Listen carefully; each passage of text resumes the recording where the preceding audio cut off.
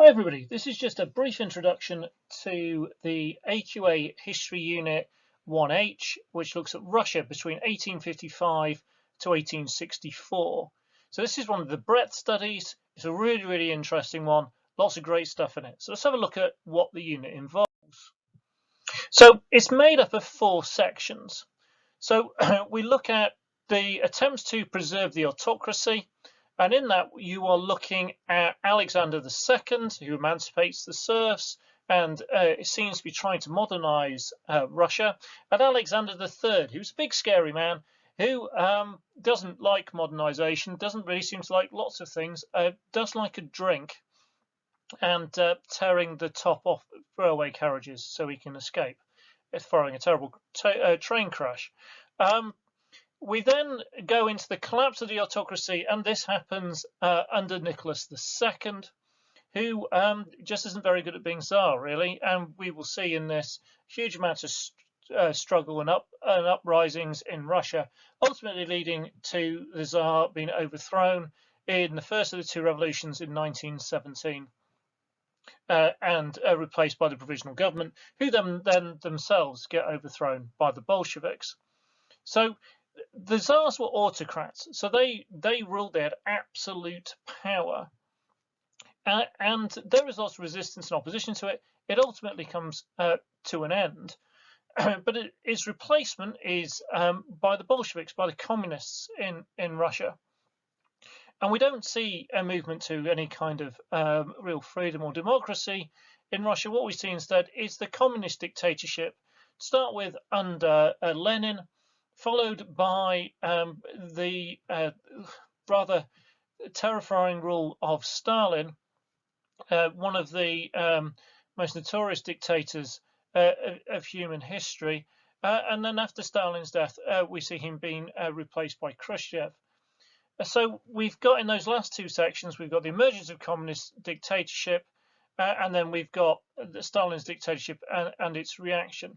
And significantly, in the middle of that, you've got World War II, in which Russia played an enormous role.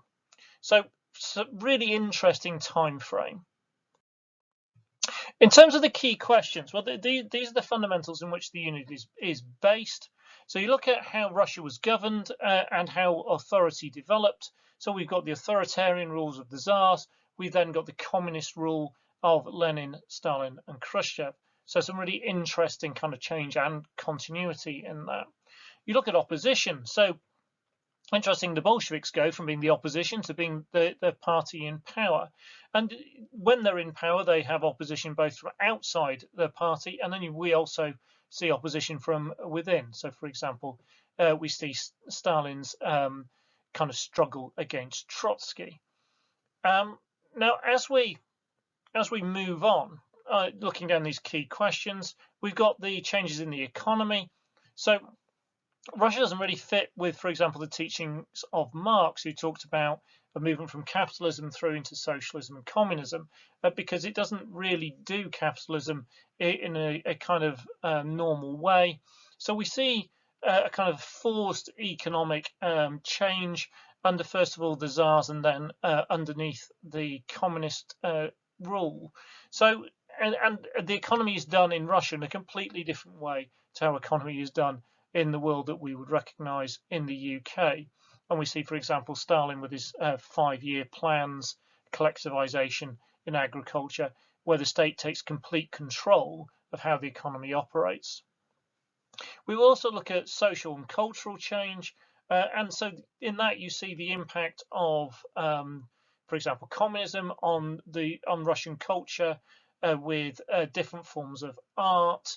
And we also see how the society changes and alters under these 2 different regimes. Look at the difference, importance of ideas and ideology, particularly in terms of Marxist, Leninist, communist ideology.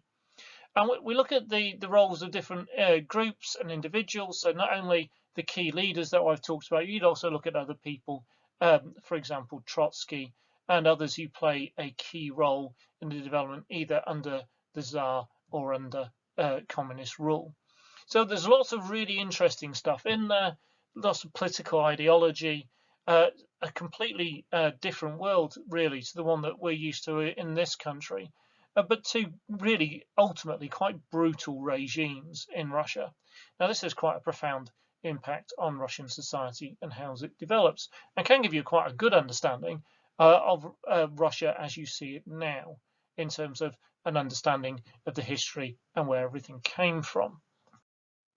Right, in terms of the exam, so in section A you would get a 30-mark question in which you would look at the views of 3 different historians. So each extract would be by a different historian.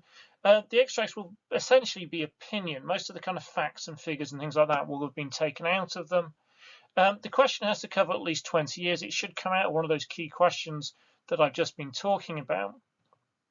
And what your job is to explain the overall argument in each of those extracts and any sub-arguments that build up to that, make that up.